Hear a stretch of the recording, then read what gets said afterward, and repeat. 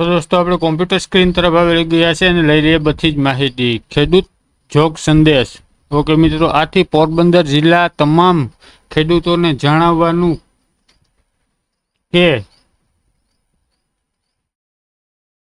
ખેતીવાડી ખાતાની યોજનાઓ માટે આઈ ખેડૂત પોર્ટલ તારીખ 23/9/2024 રોજ સવારે 10:30 વાગે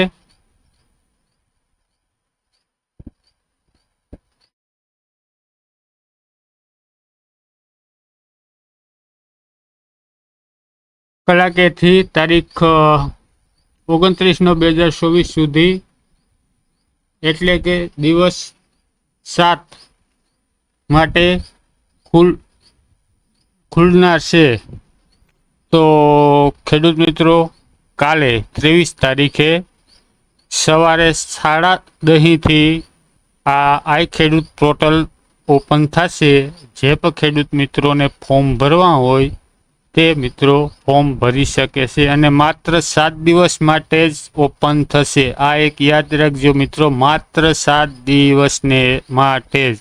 7 દિવસની અંદર તમારે ફોર્મ ભરવું હોય તો ભરી શકો છો, નહીંતર ફોર્મ ભરાશે નહીં। ઓકે મિત્રો, તો આગળ નોટિફિકેશન શું છે તે આપણે જોઈ લઈએ। જે ખેડૂતોને અરજી કરવી હોય તેઓ ઓનલાઈન અરજી ગ્રામ પંચાયત અથવા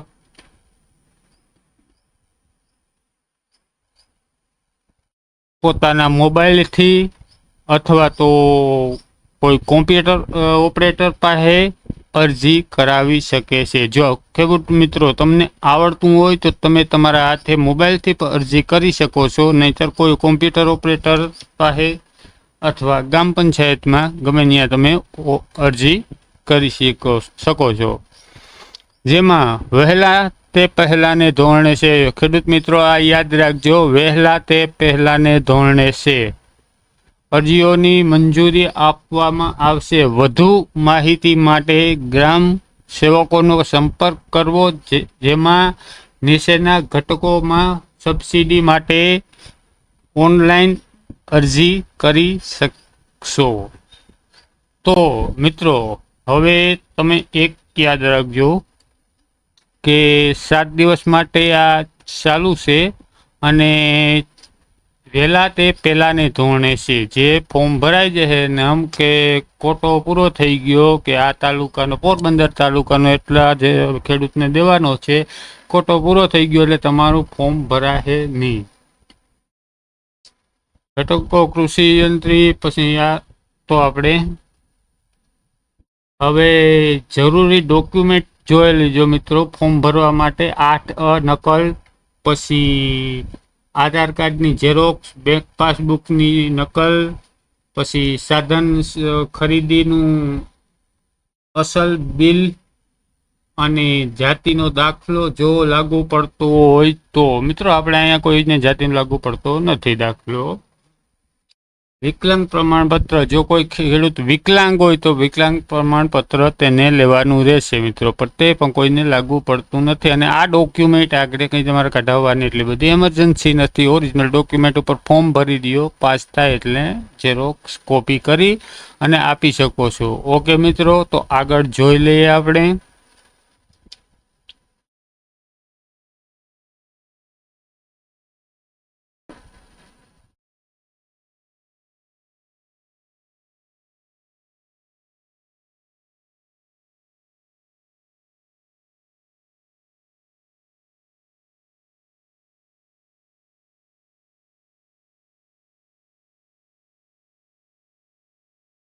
હવે ભાગ 1 અને ભાગ 2 છે આમાં મિત્રો। આમાં ભાગ 1માં અહીંયા ઉપર જોવો જૂની કાર્ય પદ્ધતિ રેડી। આ તો આપણે પાછળથી રાખીએ, પણ અત્યારે આપણે શું જોવાનું છે તો કે નવી કાર્ય પદ્ધતિ ભાગ 2 નવી કાર્ય પદ્ધતિ। તમારે કંઈ દિમાગ લગાડવાની જરૂર નથી, હું કહું જો તમને બધું સમજાતો જાઉં। ઓકે, તો નવી કાર્ય પદ્ધતિમાં શું છે કે નવી કાર્ય પદ્ધતિમાં તમારે કઈ કઈ વસ્તુ લેવાની હોય તો તમારે લેવાની છે તેમાં નવી કાર્ય પદ્ધતિ લાગુ પડે તો પાવર સેટ, ઓકે, આપણે પંપ સેટ કે આવે ને દવા સેટ પંપ સેટ, ઓલો આપણે વોટર કેન આવે, ઓકે મિત્રો. પછી વોટર કેનિંગ પાઇપલાઇન, જે આપણે પાઇપલાઇન આવે ને પીવીસી પાઇપલાઇન કહીએ, કાળી પાઇપલાઇન ને સફેદ ને ઈ, ઓકે મિત્રો. પછી સોલાર પાવર યુનિટ ઝટકો મશીન જો તમારે લેવું હોય તો એ પણ આ આવે. પછી કમ્બાઇન્ડ હાર્ડવેર, એ આપણે કંઈ કામનું છે નહીં. ટ્રેક્ટર સંચાલિત ગાર્ડિયન, એ પણ આપણે અહીંયા કંઈ કામનું છે નહીં, કોઈ કંઈ લેતો નથી. પછી લેઝર લેવલર આવે ને આપણે ટ્રેક્ટર પાછળ ઈ, ઓકે મિત્રો. પછી થ્રેશર, મોબાઈલ થ્રેશર, ઓકે મિત્રો, થ્રેશર આપણે. પછી ડીલર બાઇન્ડર, તમામ પ્રકારના આપણે કોઈ જાતની જરૂર પડતી નથી. પછી છે પાવર ડીલર, શિંગડાવાળું ટ્રેક્ટર, એ પાવર ડીલર નથી આપણે હિંગડાવાળું ટ્રેક્ટર કહેતા, ઈ 8 હોર્સ પાવરનું કે એથી ઉપરનું કે લેવું હોય તો. પછી પોસ્ટ હાર્ડવેર સાધનો, ડ્રોન, ઓકે મિત્રો, ખેડૂત ડ્રોન. પછી આપણે કંઈક કામનું છે ને આ નીચે છે. હવે અહીંયા જોજો મિત્રો, આ આપણે ખાસ કામનું છે, ઓકે મિત્રો. હમણાં હું તમને દેખાડી દઉં, જોજો આ ધ્યાનમાં રાખવાનું છે આપણે, ઓકે ખેડૂત મિત્રો.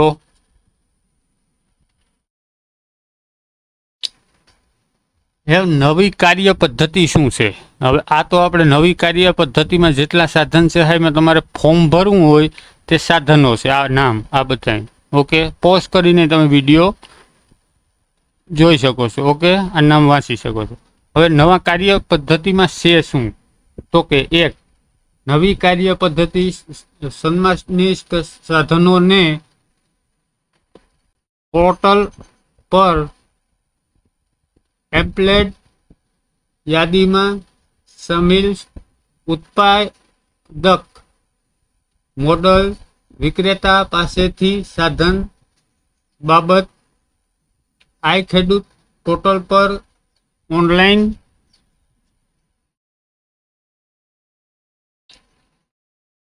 અરજી રહેશે. હવે આમાં શું છે ખેડૂત મિત્રો કે પહેલા તમારે સાધન ખરીદી લેવાનું છે.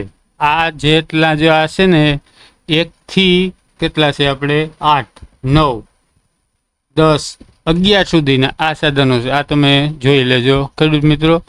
જે આ એમાંથી તમારે પહેલા સાધન ખરીદી લેવાના છે. રેડી? આગળ તમારે કોઈ પણ વસ્તુ ખરીદે કે પંપ તો પહેલા તમારે ખરીદી લેવાનું છે અને પછી ફોર્મ ભરવાનું છે. ફોર્મ ભરી અને તમારે જે સાધન ખરીદો તેની જીએસટી બિલ પર લઈ લેવાનું છે. ફોર્મ ભરતી વખતે જીએસટી બિલ પણ તમારે નાખવાના રહે, ઓકે. સપોઝ માની લો કે જો તમારું આગળ તમે સાધન ખરીદી લીધું અને ફોર્મ ભરાવા બંધ થઈ ગયા તો તમને એનો કોઈ પણ લાભ મળવા પાત્ર નથી. જો તમે સાધન ખરીદી લ્યો અને તમારું ફોર્મ ભરાઈ જાય તો જ તમને લાભ મળવા પાત્ર છે, ઓકે મિત્રો. ના 7 દિવસની અંદર જ છે. તો ખેડૂત મિત્રો આ અહીંયા જોઈ લેજો.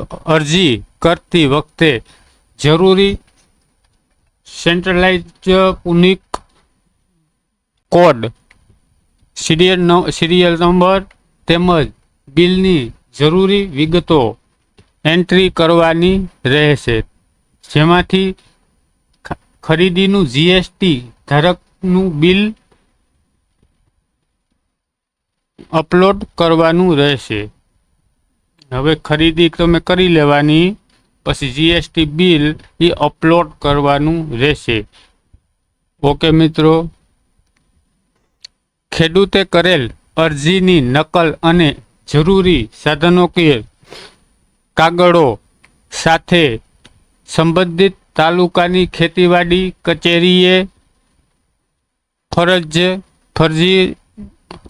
અરજી કર્યાના દિન 7માં અવશ્યપણે રજૂ કરવાની રહેશે.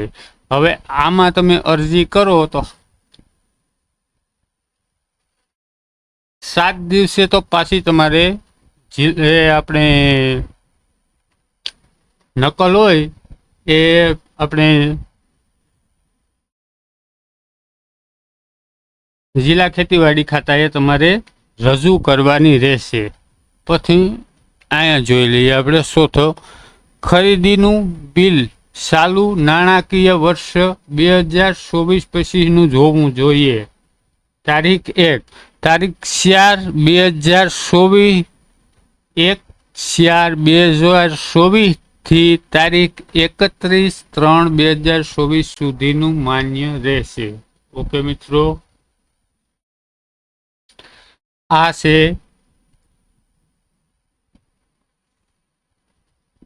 નવી કાર્ય પદ્ધતિ. હવે આમાં તમે જોઈ લેજો ખેડૂત મિત્રો કે આ નવી કાર્ય પદ્ધતિ છે એમાં આટલા સાધનો આવે છે: પંપ સ્ટેશ, પછી water canning pipeline, solar power unit kit, ઝટકા મશીન, કમ્બાઇન્ડ હાર્ડવેર. આ જે આ 2-3 વસ્તુ છે, આ થ્રેસર, એ 2-3 આપણે લાગુ પડે, બાકી લાગુ પડતા નથી. આમાંથી તમારે કોઈ પણ વસ્તુ ખરીદી હોય તો પહેલાં ખરીદી લેવાની છે અને પછી ફોર્મ ભરવાનું છે. પછી કિસ્મતમાં હોય તો પાસ થાય, નકર તમે જેટલાની ખરીદી કરી હોય એ તમારે આખા પૈસા દે દીધા, માની લીધો. એટલે મને એવું લાગે છે કે આ વસ્તુ ઓલી અમુક ન હોય કે ખાવાની દેખાડવાની પણ ખાવાની નહીં, એવું આ મને લાગે છે. પછી તો આમાં હોય કંઈ લાંબુ ખબર છે નહીં. હવે આપણે જૂની પદ્ધતિ આપણે જોઈ લઈએ. ઓકે ખેડૂત મિત્રો, જૂની કાર્ય પદ્ધતિ અરજી. હવે જૂની કાર્ય પદ્ધતિ તો આપણે જે પહેલેથી હાલે એ જ કરવાની છે, એમાં કોઈ જાતનો કંઈ ફેરફાર કરેલ છે નહીં. તો જૂનો કાર્ય પદ્ધતિમાં કઈ કઈ વસ્તુ તમારે લેવી હોય તો સબસિડી મળે છે. ઓકે મિત્રો, તો પાક સંરક્ષણ સાધનો, પછી તાલપત્રી, અન્ય ઓજાર સાધન, પશુ સંચાલિત વાવણીયું, બધું જે ઓટોમેટિક વાવણીયું હાલે ને એ, પછી માનવ સંચાલિત સાયન્સ કાપડીનું સાધન, એવો તમારે આપણે ઓલા હાથથી ખડ વાઢવાનું ઊભું મશીન આવે ને એ, પછી વિનોવિંગ ફેન, આપણે પવન ન હોય ને કંઈ વાવવું હોય તો પંખો આવે મોટો, સલું કરી દેવાનું, વાવી સલું કરી દેવાનું એટલે વાવી લાવી જાય. સાપ કટર, જે આપણે ઢોરને કાપી અને ઓલા નાખીએ ને આપણે જે સાર હોય મકાઈ હોય એ. પછી ટ્રેક્ટર સંચાલિત સાપ કટર, ટ્રેક્ટર સંચાલિત બહુ મોટું આવે એ લેવું હોય તો એ પણ. પછી સાપ કટર એન્જિન, આપણે જે ડીઝલથી હાલતું હોય એ સાપ કટર લેવું હોય તો એ તમારે મળે, અને મોટરથી ચાલતું સાપ કટર પણ મળે. ઓકે મિત્રો, વ્હીલ હો આંતરખેડીનું સાધન. વ્હીલ હો આંતરખેડીનું સાધન એટલે તમે જોયું હશે, 1 વ્હીલ વાળું અને 2 વ્હીલ વાળું. ખબર હોય તો આપણે સાયકલ ટાઈપ આવે ને, વાહી દાંતી કે રાંપ કે જે જોડવી જોવાડે, નાનું એવું કંઈ નાના નાના નેત હોય તો એ પાડતું જાય. સાયકલના વ્હીલ જેવા 2 વ્હીલ આવે, 1 વ્હીલ વાળું આવે અને 2 વ્હીલ વાળું આવે. ઓકે મિત્રો, પછી લેન્ડ લેવલર, પછી કલ્ટિવેટર અથવા દાંતી, બેમાંથી એક જે તમારે લેવું હોય. ટ્રેક્ટર ઓપરેટર સ્પેર, એવું તમારે દવા છાંટવાનો પંપ મોટો લેવો હોય ટ્રેક્ટરથી ઓપરેટ થાય તો તે પણ છે. પ્લાવ તમામ પ્રકારના, પછી પ્લાન્ટર, પછી પાવર છેથર,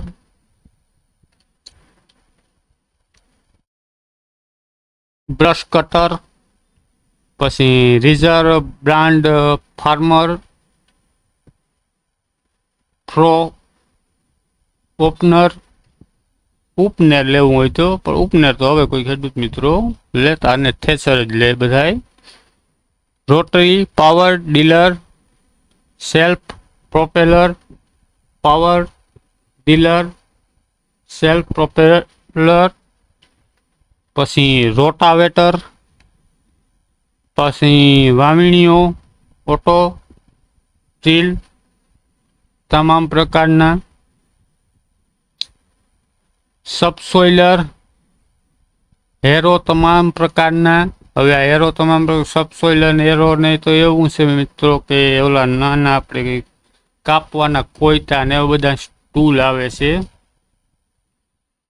પકડ ને જે આપણે અમુક હાથી ઉપાડવાના, અમુક જવાહા ઉપાડવાના કે અમુક ડાયરું કાપવાના ને એવા બધા સાધનો આવે છે. સાધનો બહુ હેવી હોય. પછી ડ્રોનથી છંટકાવ કરવો હોય તો એ આપણે કોઈને લાગુ પડતું નથી. ઓકે મિત્રો. પછી agro service provider unit, farm machinery bank 10 lakh સુધી, ગ્રાઉન્ડ ડીગર. ઓકે મિત્રો છે લેવું ને ફાર્મ મશીનરી 10 લાખ સુધીની તમને લોન મળે છે. તમારે ફાર્મ માટે કોઈ પણ મશીનરી લેવી હોય તો, ખેતીવાડી માટે મશીનરી કોઈ પણ લેવી હોય તો 10 લાખ સુધીની લોન, અને લાસ્ટમાં છે ગ્રાઉન્ડ ડીગર. ઓકે મિત્રો, આ આપણે